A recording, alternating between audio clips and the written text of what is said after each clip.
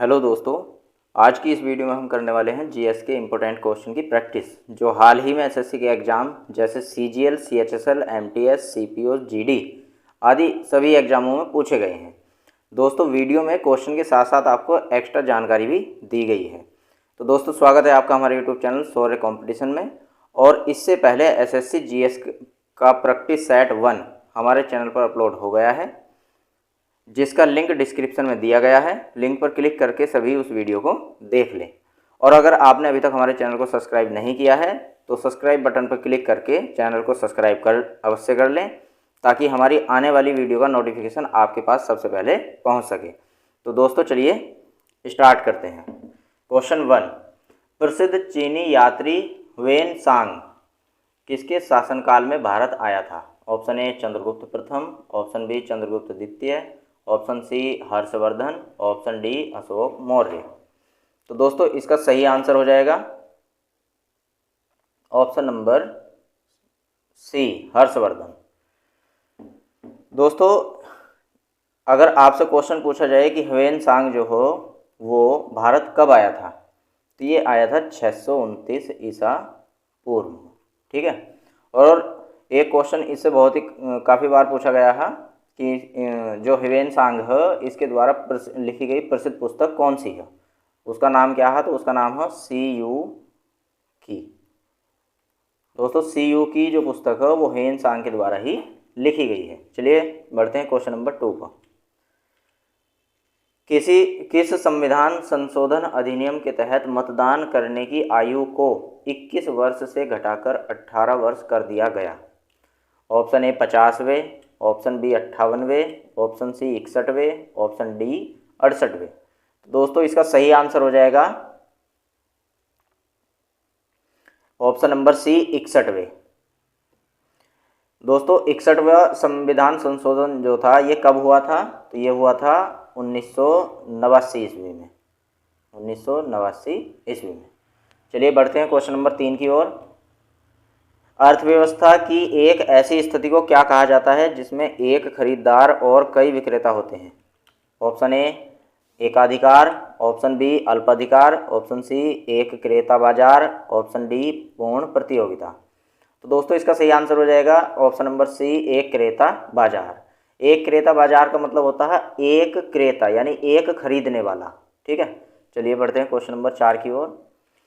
Question number 4 में दिया हुआ, निम्नलिखित में से किस अनुच्छेद को डॉक्टर बी.आर. अम्बेडकर यानी डॉक्टर भीमराव अम्बेडकर ने संविधान की आत्मा कहा है? ऑप्शन ए अनुच्छेद 14, ऑप्शन बी अनुच्छेद 32, ऑप्शन सी अनुच्छेद 163, ऑप्शन सी अनुच्छेद 360। तो दोस्तों, इसका सही आंसर हो जाएगा ऑप्शन नंबर बी अनुच्छेद 32। डॉक्टर भीमराव अम्बेडकर ने अनुच्छेद 32 को संविधान की आत्मा कहा है। दोस्तों, अनुच्छेद जो 32 है इसमें आता क्या है? तो इसमें आता है संवैधानिक उपचारों का अधिकार। क्या आता है? संवैधानिक उपचारों का अधिकार। उपचारों का अधिकार। इसमें 5 रिटें जारी की जाती है। 5 रिटें जारी की जाती है। ठीक है।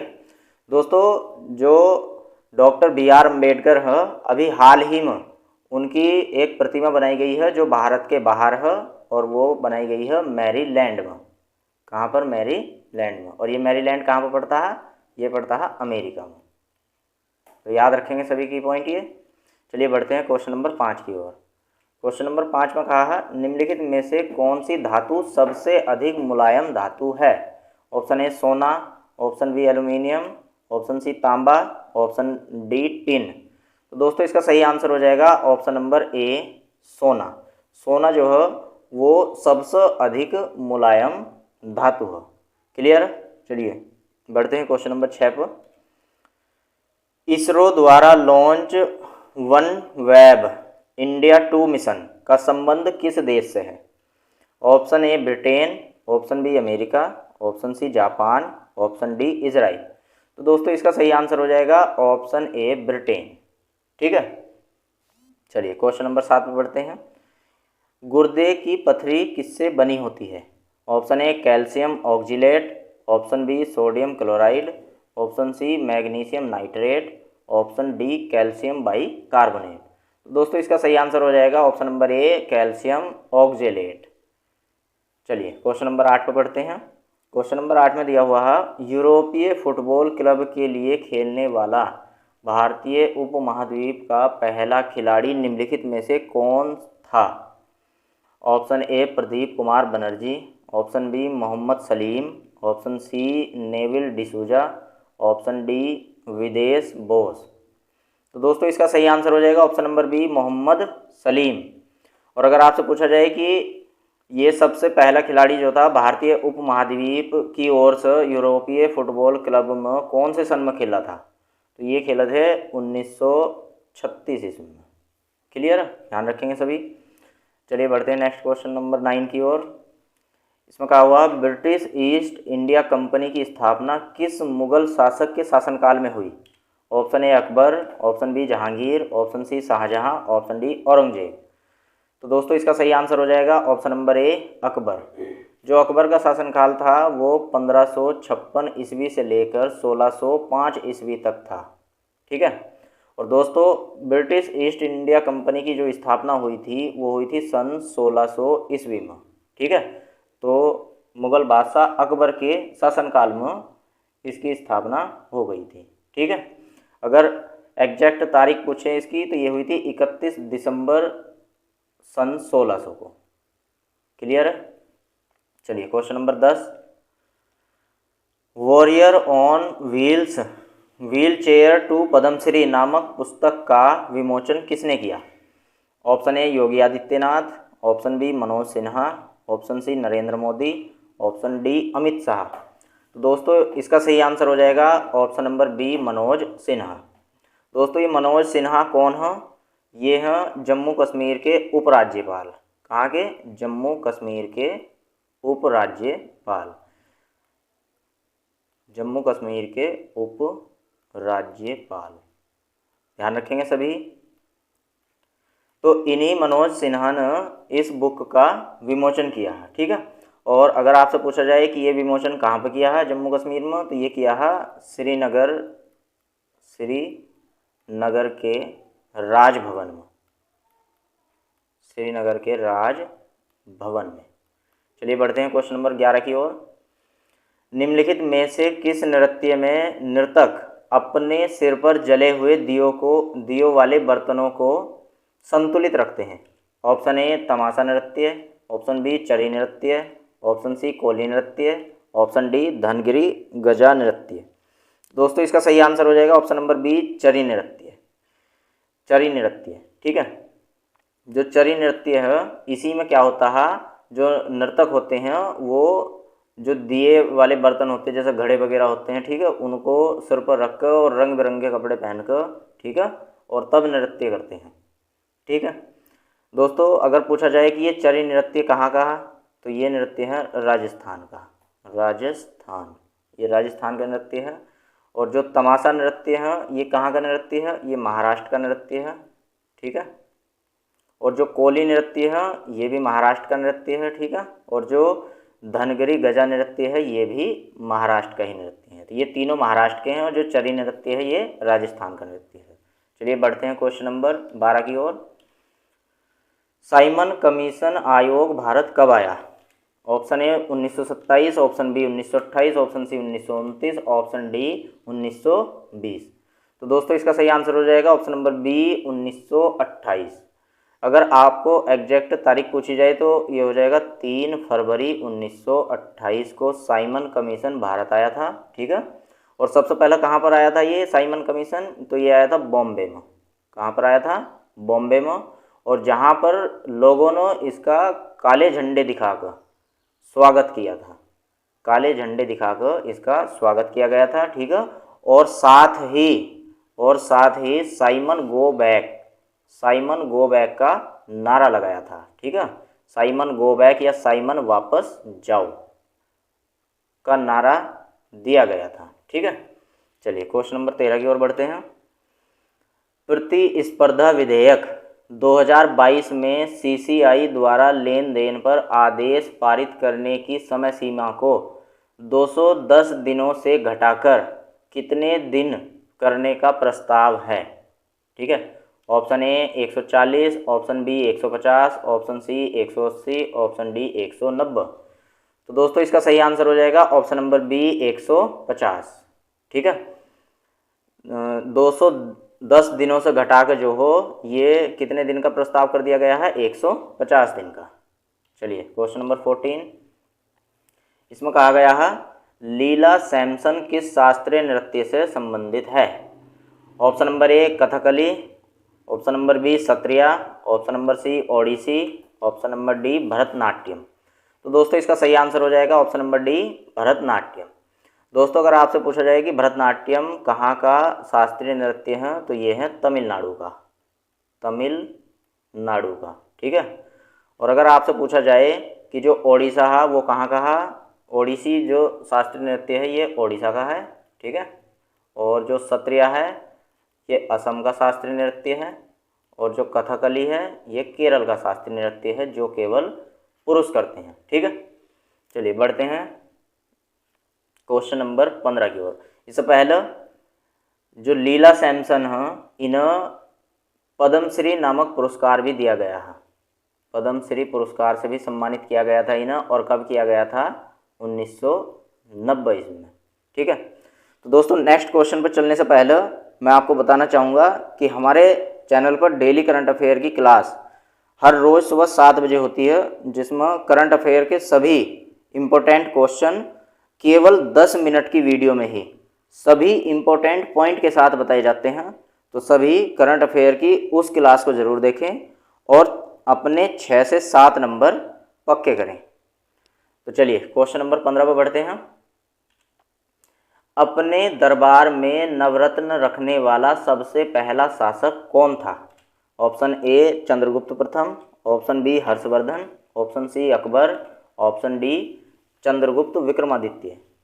तो दोस्तों इसका सही आंसर हो जाएगा option number D Chandragupta Vikramaditya. ठीक है, इसको चंद्रगुप्त द्वितीय के नाम से भी जानते हैं, चंद्रगुप्त सेकंड के नाम से भी जानते हैं। और दोस्तों इतिहास में ये शासक ही सबसे पहले नवरत्न रखने वाला अपने दरबार में पहला शासक था। ठीक है, और इसके बारे में कुछ जानकारी जानते हैं। ये जो चंद्रगुप्त सेकंड था ये गुप्त वंश का, कौन से वंश का?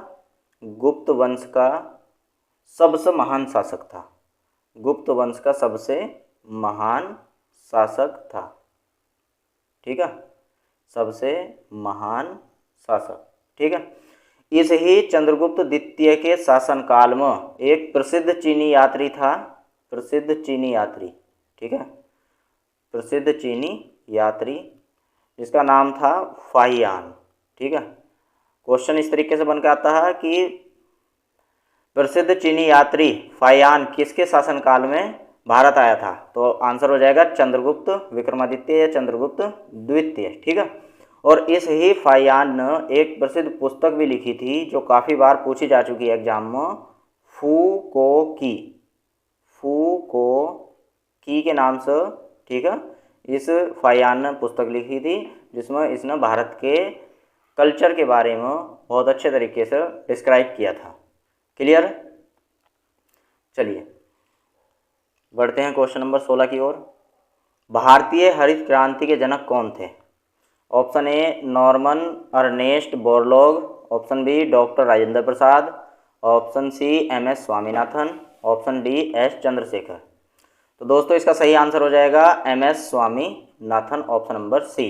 ठीक है दोस्तों, ये एम.एस. स्वामीनाथन जो थे ये भारतीय हरित क्रांति के जनक थे। अगर आपसे पूछा जाए केवल कि हरित क्रांति के जनक कौन थे, तो हरित क्रांति के जनक थे नॉर्मन अर्नेस्ट बोरलॉग, ये हरित क्रांति के जनक थे। ठीक है, और हमारा जो क्वेश्चन पूछा गया है वो क्वेश्चन पूछा गया है कि भारतीय हरित क्रांति के जनक कौन थे, तो ये हो जाएगा एम.एस. स्वामीनाथन। क्लियर? चलिए बढ़ते हैं क्वेश्चन नंबर 17 की ओर।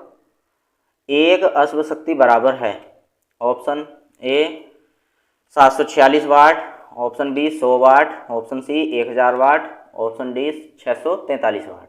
तो दोस्तों इसका सही आंसर हो जाएगा ऑप्शन नंबर ए 746 वाट। चलिए नेक्स्ट क्वेश्चन नंबर 18, राज्यपाल का पद किस देश से लिया गया है? Option A America, option B Britain, option C Ireland, option D Canada. तो दोस्तों इसका सही आंसर हो जाएगा ऑप्शन नंबर डी कनाडा। जो राज्यपाल का पद है ये कनाडा देश से लिया गया है, ठीक है। और देखते हैं दोस्तों जो इम्पोर्टेंट पॉइंट है इसके, अमेरिका से हमारे संविधान में क्या लिया गया है? तो ये लिए गए हैं मौलिक अधिकार। जो हमारे संविधान में मौलिक अधिकार हैं वो अमेरिका के संविधान से लिए गए हैं। और जो ब्रिटेन है, ब्रिटेन से लिया गया है एकल नागरिकता का अधिकार, एकल नागरिकता, ठीक है। और साथ ही जो संसदीय प्रणाली है वो भी ब्रिटेन से ही ली गई है। संसदीय प्रणाली भी कहाँ से ली गई है? ब्रिटेन से। आयरलैंड से वेरी इंपॉर्टेंट क्वेश्चन कई बार पूछे गया है।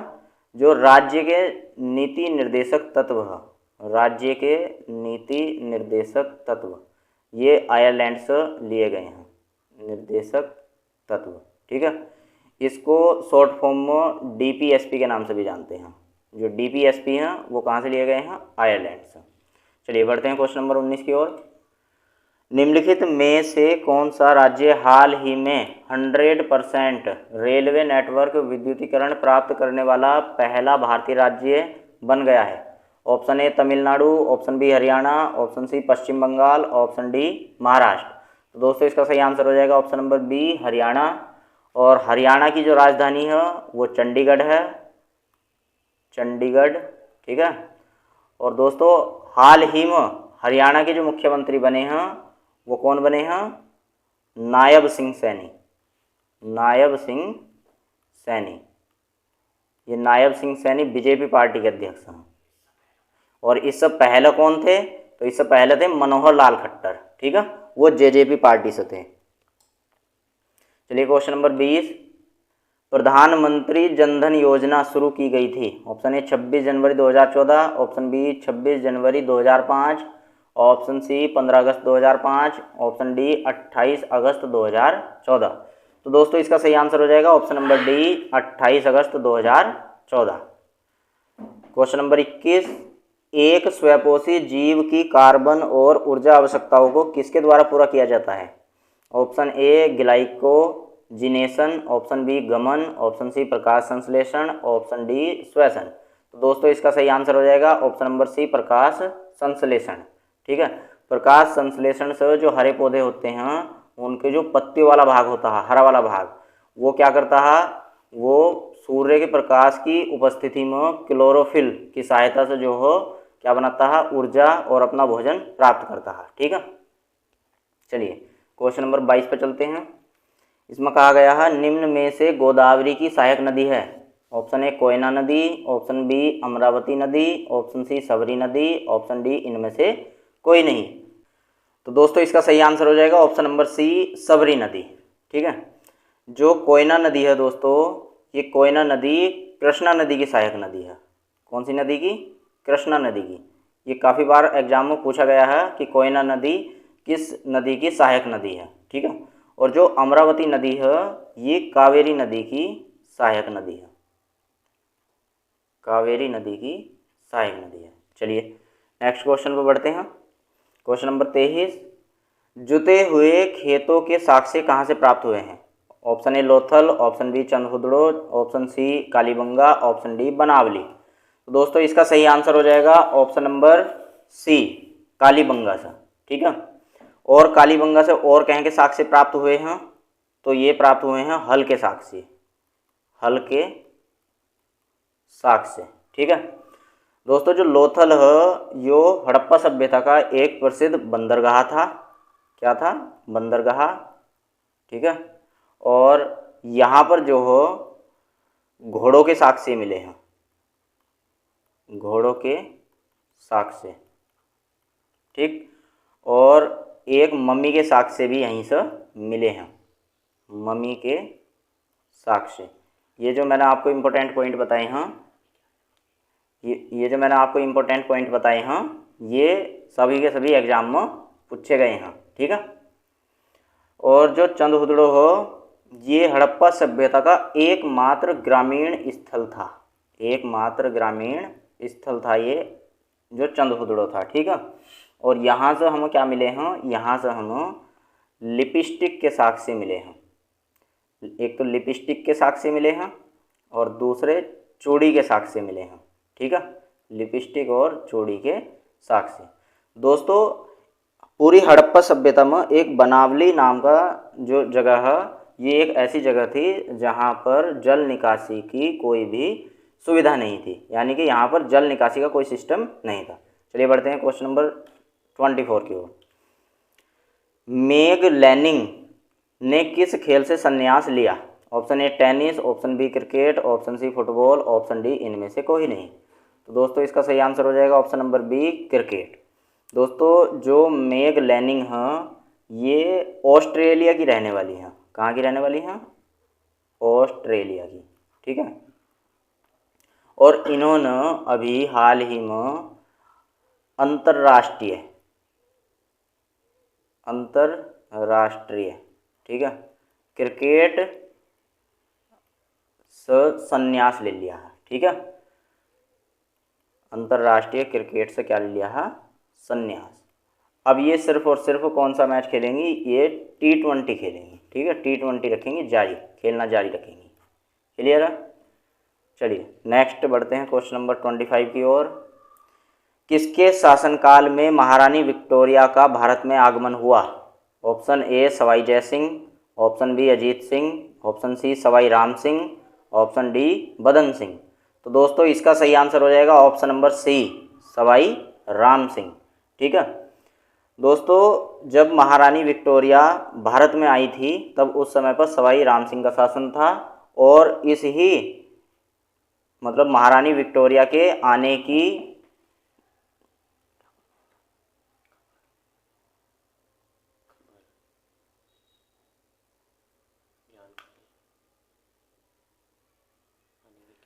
महारानी विक्टोरिया के आने के उपलक्ष्य में ही इस सवाई राम सिंह ने जयपुर को, ठीक है ये जयपुर का राजा था, इसने जयपुर को गुलाबी रंग से, पूरे जयपुर को गुलाबी रंग से रंगवा दिया था। ठीक है, पेंट करा दिया था पूरे जयपुर को गुलाबी रंग से। ठीक है, और तब से ही इस जयपुर को गुलाबी शहर के नाम से जाना जाता है।